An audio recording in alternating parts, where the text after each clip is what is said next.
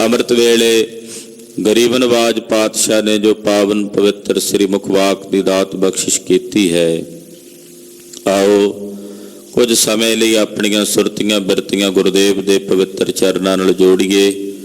ਹਾਜ਼ਰੀਆਂ ਲਵਾਓ, ਰਸਨਾ ਪਵਿੱਤਰ ਕਰਦੇ ਆਖੋ ਜੀ ਸਤਨਾਮ ਸ਼੍ਰੀ ਵਾਹਿਗੁਰੂ ਸਾਹਿਬ ਜੀ। ਸਤਨਾਮ ਸ਼੍ਰੀ ਵਾਹਿਗੁਰੂ ਸਾਹਿਬ ਜੀ।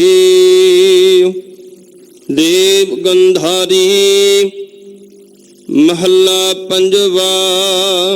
ਰਾਗ ਦੇਵ ਗੰਧਾਰੀ ਹੈ। ਪੰਚਮ ਪਾਤਸ਼ਾਹ ਧੰਨ ਗੁਰੂ ਅਰਜਨ ਦੇਵ ਸਾਹਿਬ ਜੀ ਦੇ ਪਾਵਨ ਅੰਮ੍ਰਿਤ ਬਚਨ ਹਨ। ਉਲਟੀ ਦੇ ਮਨ ਉਲਟੀ ਦੇ। ਛੰਦਬੰਦੀ ਮਹਾਰਾਜ ਸੱਚੇ ਪਾਤਸ਼ਾਹ ਜੀ ਬੜੇ ਕਮਾਲ ਦੀ ਕਰਦੇ ਹਨ। ਗੁਰਦੇਵ ਫਰਮਾਉਂਦਿਆਂ ਹੁਕਮ ਕਰਦਿਆਂ ਕਹਿੰਦੇ, ਭਾਈ ਉਲਟਾ ਲਵੋ ਆਪਣੀ ਵਿਰਤੀ ਨੂੰ, ਸੁਰਤ ਨੂੰ ਉਲਟਾ ਲਵੋ। ਦੋ ਵਾਰੀ ਕਿਹਾ, ਉਲਟਾ ਲਵੋ ਭਾਈ ਆਪਣੀ ਬਿਰਤੀ ਨੂੰ, ਆਪਣੀ ਸੁਰਤੀ ਨੂੰ ਉਲਟਾ ਲਵੋ। ਫਿਰ ਕਹਿੰਦੇ ਹਨ, ਸਾਕਤ ਸਿਉ ਕਰ ਉਲਟੀ ਰੇ। ਤੀਜੀ ਵਾਰ ਫਿਰ ਕਹਿੰਦੇ ਆ, ਉਲਟਾ ਲੋ ਬਈ ਆਪਣੀ ਸੁਰਤ ਨੂੰ ਉਲਟਾ ਲੋ। ਤਿੰਨ ਵਾਰੀ ਕਿਹਾ ਕਿ ਭਾਈ ਉਲਟੀ ਰੇ ਮਨ ਉਲਟੀ ਰੇ।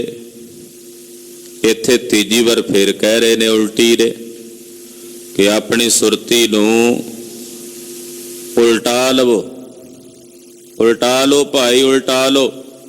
ਸਿੱਖਾਂ ਪੁੱਛਿਆ, ਮਹਾਰਾਜ ਕਿਹਦੇ ਤੋਂ ਸੁਰਤ ਉਲਟਾਉਣੀ ਹੈ,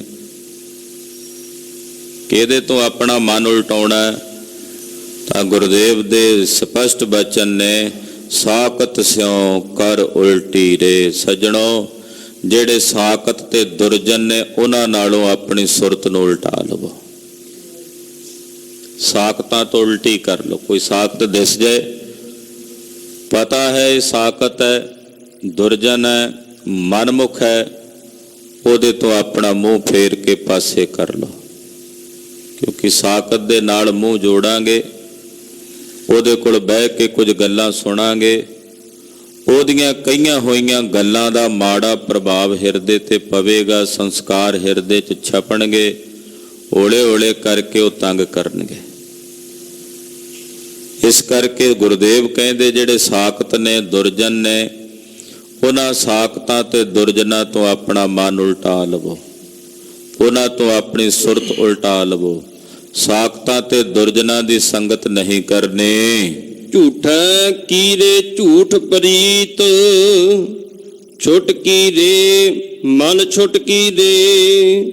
ਸਾਕਤ ਸੰਗ ਨਾ ਛੁਟਕੀ ਦੇ। ਪਾਤਸ਼ਾਹ ਕਹਿੰਦੇ, ਜਿਹੜੇ ਝੂਠੇ ਨੇ, ਜਿਹੜੇ ਸਾਕਤ ਹੁੰਦੇ ਆ ਨਾ, ਉਹਨਾਂ ਦੀ ਸਭ ਤੋਂ ਵੱਡੀ ਨਿਸ਼ਾਨੀ ਆ ਵੀ ਉਹ ਝੂਠੇ ਨੇ। ਉਹਨਾਂ ਝੂਠਿਆਂ ਦੀ ਪ੍ਰੀਤ ਵੀ ਝੂਠੀ, ਉਹਨਾਂ ਝੂਠਿਆਂ ਦੀ ਪ੍ਰੀਤ ਵੀ ਝੂਠੀ ਹੈ। ਹੇ ਮੇਰਿਆ ਮਨਾ, ਉਹਨਾਂ ਦੀ ਪ੍ਰੀਤ ਅੱਜ ਵੀ ਛੁਟਕੀ ਤੇ ਕੱਲ ਵੀ ਛੁਟਕੀ, ਟੁੱਟ ਜਾਣੀ ਹੈ ਉਹਨਾਂ ਦੀ ਪ੍ਰੀਤ। ਸਾਕਤਾਂ ਦੀ ਪ੍ਰੀਤ ਇਤਨੀ ਦੀਰਘ ਨਹੀਂ ਕਿ ਉਹ ਤੇਰੇ ਅੰਤਲੇ ਸਾਹਾਂ ਤੱਕ ਨਾਲ ਨਿਭੇਗੀ। ਸਾਕਤ ਤਾਂ ਕੇਵਲ ਆਪਣੇ ਸਵਾਰਥ ਵਾਸਤੇ ਤੇਰੇ ਨਾਲ ਪ੍ਰੀਤ ਕਰਦੇ ਆ। ਉਹ ਅੱਜ ਕੱਲ ਕਦੇ ਨਾ ਕਦੇ, ਕਿਤੇ ਨਾ ਕਿਤੇ ਛੁੱਟ ਜਾਣ ਵਾਲੀ ਹੈ। ਇਸ ਕਰਕੇ ਪਾਤਸ਼ਾਹ ਕਹਿੰਦੇ, ਝੂਠਿਆਂ ਦੀ ਪ੍ਰੀਤ ਝੂਠੀ। ਝੂਠਾ ਕੀ ਰੇ ਝੂਠ ਪ੍ਰੀਤ, ਝੂਠਿਆਂ ਦੀ ਪ੍ਰੀਤ ਝੂਠੀ। ਛੁਟਕੀ ਰੇ ਮਨ ਛੁਟਕੀ ਰੇ, ਮਨਾ ਛੁੱਟ ਜਾਣ ਵਾਲੀ ਹੈ ਝੂਠਿਆਂ ਦੀ ਪ੍ਰੀਤ। ਝੂਠਿਆਂ ਦੀ ਪ੍ਰੀਤ ਛੁੱਟ ਜਾਣ ਵਾਲੀ ਹੈ। ਬਚ ਕੇ ਰਹੀ। ਜਿਹੜੇ ਸਾਕਤ ਤੇ ਦੁਰਜਨ ਨੇ, ਉਹਨਾਂ ਸਾਕਤਾਂ ਤੇ ਦੁਰਜਨਾਂ ਦੀ ਸੰਗਤ ਨਾ ਕਰੀ। ਕਿਉਂ? ਕਿਉਂਕਿ ਸਾਕਤ ਸੰਗ ਨ ਛੁਟਕੀ ਰੇ। ਸਾਕਤਾਂ ਦੀ ਸੰਗਤ ਕਰਕੇ ਤੂੰ ਬੰਧਨਾਂ ਤੋਂ ਮੁਕਤ ਨਹੀਂ ਹੋਵੇਂਗਾ, ਛੁਟੇਗਾ ਨਹੀਂ। ਚੋਰ ਚੋਰੀ ਕਰਦਿਆਂ ਫੜਿਆ ਜਾਏ ਤੇ ਉਸ ਚੋਰ ਦੇ ਨਾਲ ਜੇ ਕੋਈ ਸਾਧ ਵੀ ਕੋਲ ਖਲੋਤਾ ਫੜਿਆ ਜਾਏ ਤੇ ਉਹ ਛੁੱਟਦਾ ਨਹੀਂ ਹੈ। ਪੁਲਿਸ ਵਾਲੇ ਕਹਿੰਦੇ ਆ ਭਾਈ ਤੂੰ ਇਹਦੇ ਨਾਲ ਖੜਾ, ਤੂੰ ਵੀ ਇਹਦਾ ਭਾਈ ਵਾਰਸ ਹੈ, ਦੱਸ ਤੇਰੀ ਕੀ ਹਿੱਸਾ ਪੱਤੀ ਹੈ ਇਹਦੇ ਨਾਲ। ਉਹ ਬਥੇਰੇ ਹੱਥ ਜੋੜ ਕੇ ਕਹੇ, ਤਰਲੇ ਕਰੇ, ਪਰ ਉਹ ਕਹਿੰਦੇ ਨਹੀਂ। ਇਸ ਕਰਕੇ ਸਾਕਤ ਤੇ ਦੁਰਜਨ ਭੱਦੇ ਬੰਦਿਆਂ ਦੀ ਸੰਗਤ ਕਰਕੇ ਜੀਵ ਦਾ ਕਦੇ ਵੀ ਛੁਟਕਾਰਾ ਨਹੀਂ ਹੋ ਸਕਦਾ, ਨਹੀਂ ਛੁੱਟ ਸਕਦਾ। ਉਹਨਾਂ ਦੀ ਸੰਗਤ ਕੀਤਿਆਂ ਇਹ ਕਿਸੇ ਨਾ ਕਿਸੇ ਬੰਧਨ ਵਿੱਚ ਪਵੇਗਾ ਹੀ ਪਵੇਗਾ। ਲੱਖ ਯਤਨ ਕਰੇ ਕਿ ਮੈਂ ਇਹਨਾਂ ਬੰਧਨਾਂ ਤੋਂ ਮੁਕਤ ਹੋ ਜਾਵਾਂ, ਨਹੀਂ ਹੁੰਦਾ। ਹਾਂਜੀ। ਰਹਾਉ ਜੋ ਕਾਜਰ ਭਰ ਮੰਦਰ ਰਾਖਿਓ, ਜੋ ਪੈਸਾ ਕਾਲੂਖੀ ਦੇ। ਮਹਾਰਾਜ ਜੀ ਉਦਾਹਰਣ ਦੇ ਕੇ ਸਪਸ਼ਟ ਕਰਕੇ ਸਮਝਾ ਦਿੰਦੇ ਨੇ।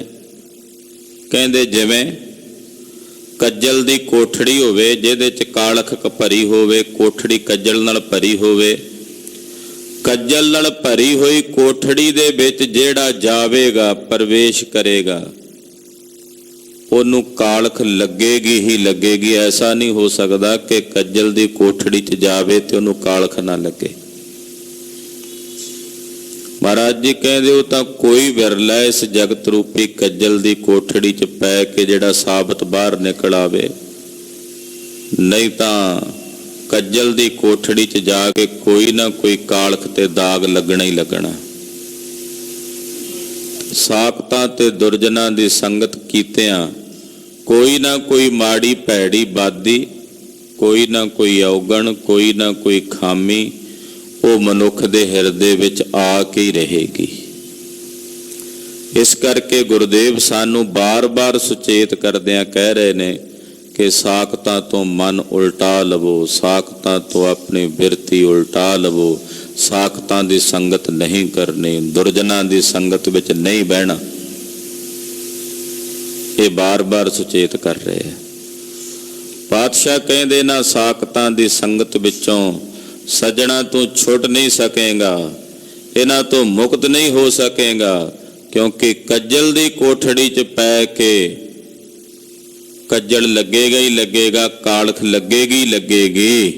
ਦੂਰ ਹੋ ਹੀ ਤੇ ਭਾਗ ਗਇਓ ਹੈ, ਜਿਸ ਗੁਰ ਮਿਲ ਛੁਟਕੀ ਤ੍ਰਿਕੁਟੀ ਦੇ। ਇਸ ਦੀ ਗੁਰੂ ਨਾਲ ਮਿਲ ਕੇ ਤ੍ਰਿਕੁਟੀ ਛੁੱਟ ਗਈ ਹੈ। ਮਾਥੈ ਤ੍ਰਿਕੁਟੀ ਦ੍ਰਿਸ਼ਟ ਕਰੂਰ। ਤ੍ਰਿਕੁਟੀ ਸ਼ਬਦ ਦੇ ਦੋ ਅਰਥ ਨੇ, ਉਹ ਪ੍ਰਕਰਣ ਮੁਤਾਬਕ ਹੁੰਦੇ ਆ। ਜਦੋਂ ਇਹ ਪੰਕਤੀ ਆਈ ਆ ਵੀ ਮਾਥੈ ਤ੍ਰਿਕੁਟੀ ਦ੍ਰਿਸ਼ਟ ਕਰੂਰ, ਇਹਦਾ ਮਤਲਬ ਹੈ ਵੀ ਤੇਰੇ ਮੱਥੇ ਤੇ ਤਰੂੜੀ ਪਈ ਹੋਈ ਹੈ ਔਰ ਤੇਰੀ ਨਿਗਾਹ ਬੜੀ ਕਰੂਰ ਹੈ, ਗੁੱਸੇ ਵਿੱਚ ਹੈ ਤੇ ਮੱਥੇ ਤੇ ਤਰੂੜੀ ਪਈ ਹੋਈ ਹੈ। ਇੱਥੇ ਜੋ ਤ੍ਰਿਕੁਟੀ ਸ਼ਬਦ ਆਇਆ ਇਹਦਾ ਮਤਲਬ ਹੈ ਜਿਹੜੀ ਤ੍ਰਿਕੁਟੀ ਗੁਰੂ ਨਾਲ ਮਿਲ ਕੇ ਛੁੱਟ ਜਾਂਦੀ ਹੈ ਉਹ ਤ੍ਰਿਕੁਟੀ ਹੈ ਧਿਆਨ, ਧਿਆਤਾ ਤੇ ਧੇ ਦੀ ਤ੍ਰਿਕੁਟੀ।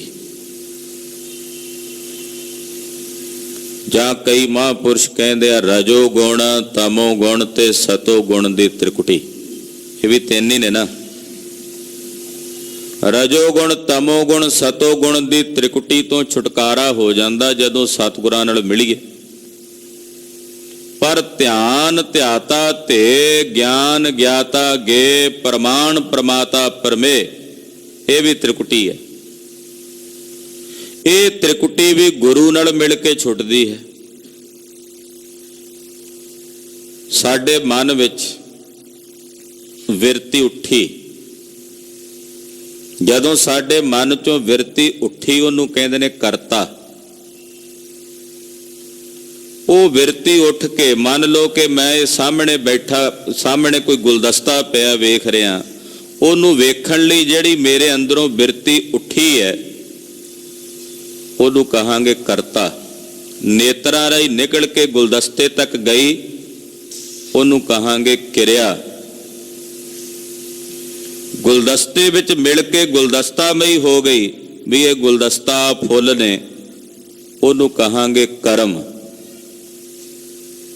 ਕਰਤਾ, ਕਿਰਿਆ ਤੇ ਕਰਮ।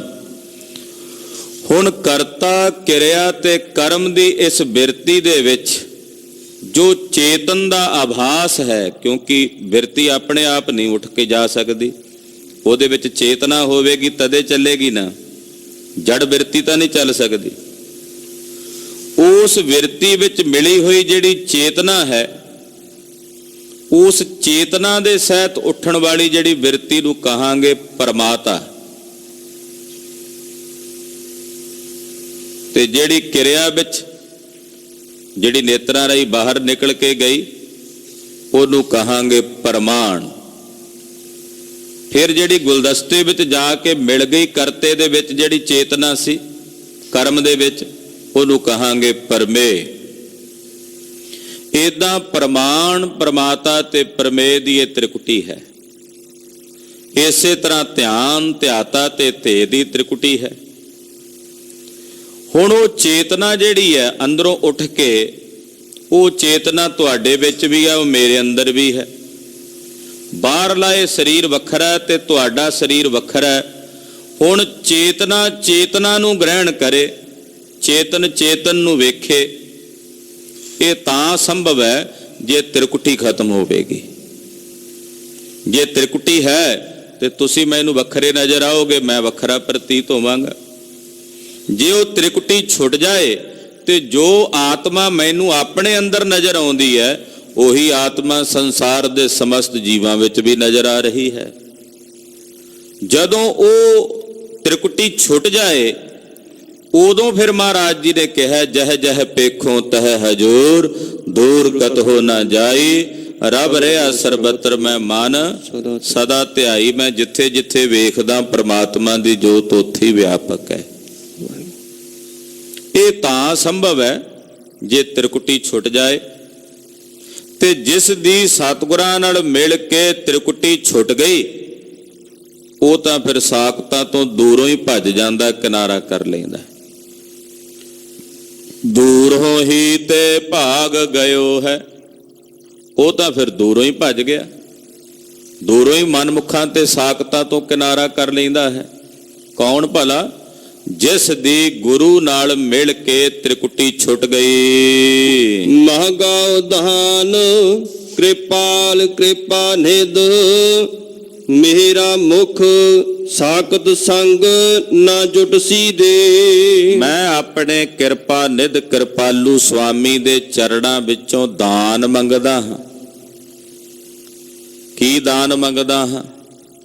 ਮਹਾਰਾਜ ਮੇਰੇ ਤੇ ਕਿਰਪਾ ਕਰੋ, ਤਰਸ ਕਰੋ, ਦਇਆ ਕਰੋ ਕਿ ਸਾਖਤਾਂ ਤੇ ਦੁਰਜਨਾਂ ਦੀ ਸੰਗਤ ਵਿੱਚ ਮੇਰਾ ਮੁਖ ਨਾ ਜੁੜੇ, ਮੈਨੂੰ ਸਾਖਤਾਂ ਤੇ ਦੁਰਜਨਾਂ ਦੀ ਸੰਗਤ ਨਾ ਪ੍ਰਾਪਤ ਹੋਵੇ। ਮੇਰਾ ਮੁਖ ਸਾਖਤ ਸੰਗ ਨਾ ਜੁਟਸੀ ਰੇ।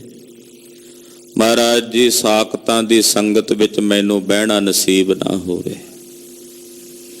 ਦੁਰਜਨਾਂ ਦੀ ਸ਼ਕਲ ਨਾ ਮੈਨੂੰ ਤੱਕਣੀ ਪਵੇ, ਕਿਉਂਕਿ ਉਹਨਾਂ ਨੂੰ ਵੇਖ ਕੇ ਤੂੰ ਵਿਸਰ ਜਾਂਦਾ ਹੈ।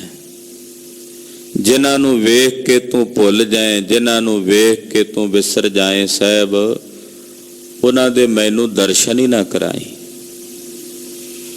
ਇਹੋ ਜਿਹਾਂ ਦਾ ਮੇਲਾ ਮਿਲਾਈ ਜਿਨ੍ਹਾਂ ਨੂੰ ਮਿਲਦਿਆਂ ਤੂੰ ਚੇਤੇ ਆਵੇਂ, ਤੂੰ ਯਾਦ ਆਵੇਂ। ਕਹਿੰਦੇ ਮੈਂ ਆਪਣੇ ਕਿਰਪਾਲ ਕਿਰਪਾ ਨਿਧ ਸੁਆਮੀ ਦੇ ਚਰਨਾਂ ਚੋਂ ਦਾਨ ਮੰਗਦਾ ਹਾਂ। ਕਿਰਪਾ ਕਰੋ ਮਹਾਰਾਜ, ਮੈਨੂੰ ਇਹ ਦਾਨ ਬਖਸ਼ੋ ਕਿ ਮੇਰਾ ਮੁਖ ਸਾਖਤਾਂ ਦੇ ਸੰਗ ਵਿੱਚ ਨਾ ਜੁੜੇ। ਜਨ ਨਾਨਕ ਦਾਸ ਦਾਸ ਕੋ ਕਰਿਓ, ਮੇਰਾ ਮੂੰਡ ਸਾਧ ਪਗਾ ਹੇਠ ਰੁਲਸੀ ਦੇ। ਧੰਨ ਸ੍ਰੀ ਗੁਰੂ ਅਰਜਨ ਦੇਵ ਸਾਹਿਬ ਪੰਜਵੇਂ ਪਾਤਸ਼ਾਹ ਜੀ ਫਰਮਾਉਂਦੇ ਹਨ, ਮਹਾਰਾਜ ਜੀ ਮੈਨੂੰ ਆਪਣਿਆਂ ਦਾਸਾਂ ਦਾ ਦਾਸ ਕਰ ਲਵੋ, ਆਪਣਿਆਂ ਸੇਵਕਾਂ ਦਾ ਸੇਵਕ ਕਰ ਲਵੋ, ਦਾਸਾਂ ਦਾ ਦਾਸ ਕਰ ਲੋ। ਮਹਾਰਾਜ ਗਰੀਬ ਨਵਾਜ ਸਾਹਿਬ ਜੀ, ਮੇਰਾ ਇਹ ਮੂੰਡ ਸਿਰ ਰੱਬ ਦੇ ਪਿਆਰਿਆਂ ਸਾਧੂਆਂ ਦੇ ਚਰਨਾਂ ਵਿੱਚ ਰਹੇ। ਸਾਧ ਪੱਗਾਂ ਹੇਠ ਰੁਲਸੀ ਰੇ। ਸਾਧੂਆਂ ਦੇ ਚਰਨਾਂ ਵਿੱਚ ਮੇਰਾ ਇਹ ਸਿਰ ਜੁੜਿਆ ਰਹੇ, ਉਹਨਾਂ ਦੇ ਚਰਨਾਂ ਵਿੱਚ ਹੀ ਰਹੇ। ਇਹ ਦਾਨ ਮਹਾਰਾਜ ਜੀ ਮੈਂ ਤੁਹਾਡੇ ਚਰਨਾਂ 'ਚੋਂ ਮੰਗਦਾ ਹਾਂ।